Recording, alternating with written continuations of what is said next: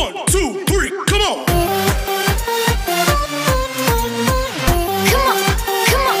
So yun guys, bored na kasi ako dun sa taas kaya bumaba ako dito. So actually ito ang aming lobby.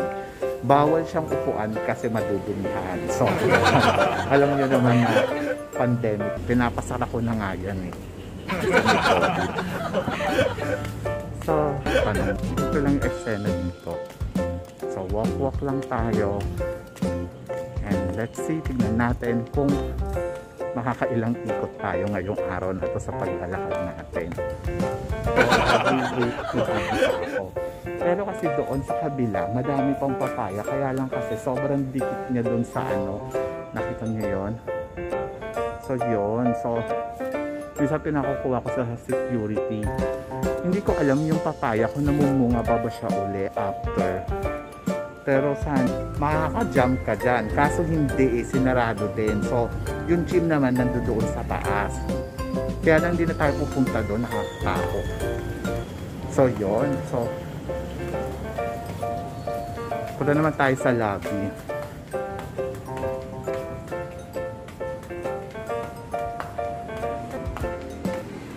Ito naman yung aming pool. Diba?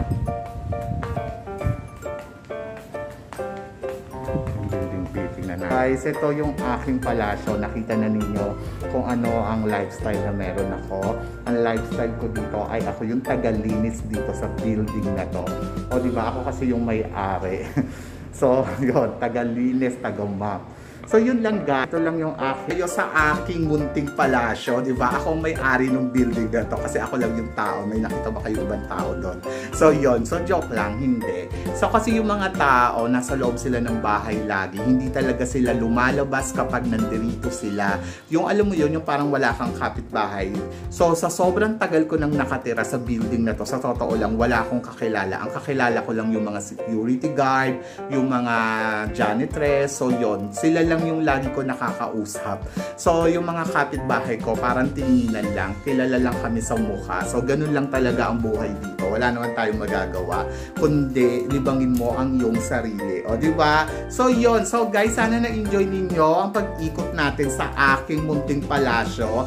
Please don't forget to click like and subscribe my channel. So, hanggang sa muli nating chikahan! See you next time!